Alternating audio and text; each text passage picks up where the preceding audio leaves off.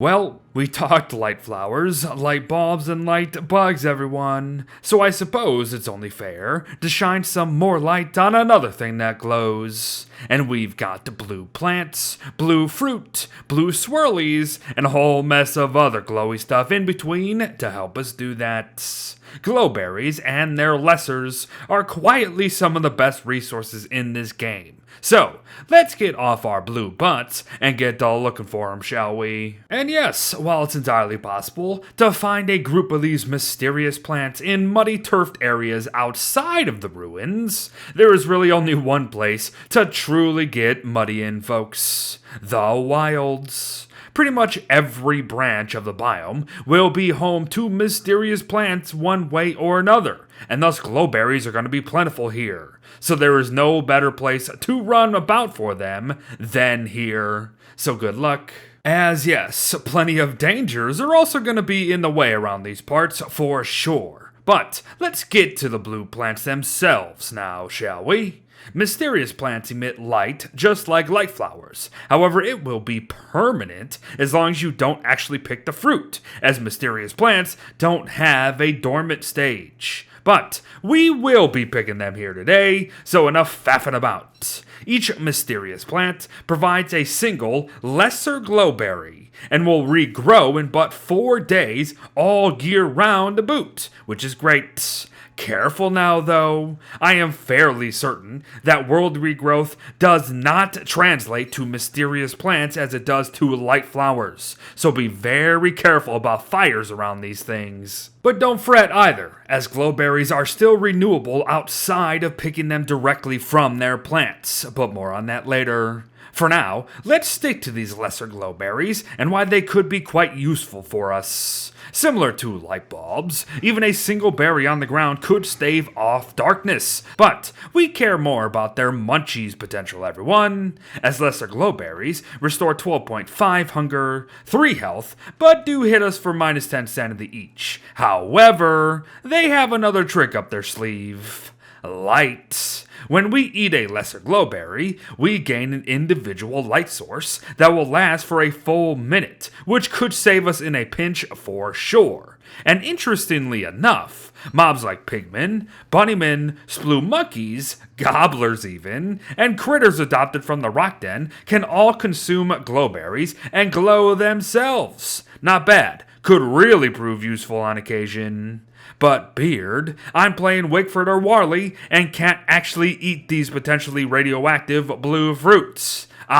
Well then here's a trick for you, friend. Feed a rabbit a glowberry from within your inventory and net the same light source but in a whole new way. Enjoy. But folks, it's time. Living, breathing, anti-time. We simply cannot talk glowberries without mention of depth worms here, as not only can they literally disguise themselves as mysterious plants here in the wilds, they drop glowberries themselves to boot.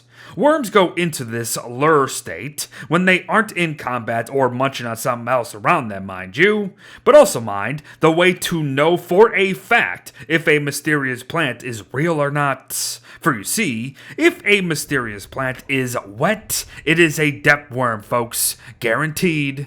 Well, of course, unless it's raining in the caves. So perhaps be a little careful about these things and mouse over them before you actually pick them. Or else you might pick them and get chomped on the head. But there will likely be a healthy number of depth worms to encounter while picking berries, so be careful down here regardless. However, kiting 1 to 2 at a time should not be an issue.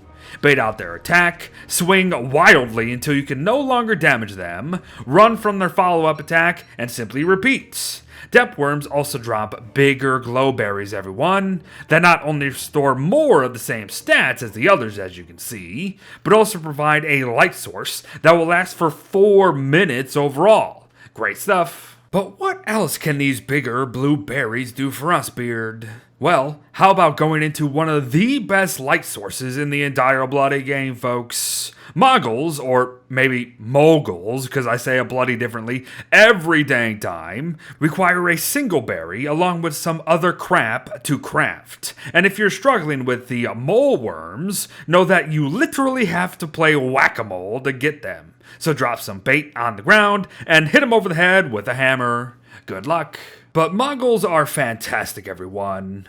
Well, as long as you use them right, that is. Don't put them on during mornings or dusk unless you want your eyes burned out of your skull, and simply stick to putting them on at night to benefit from total night vision, essentially. Seriously, Mongols are one of the only ways to have 100% visibility for most survivors when it comes to nighttime, and their effects translate beautifully into the caves to boot.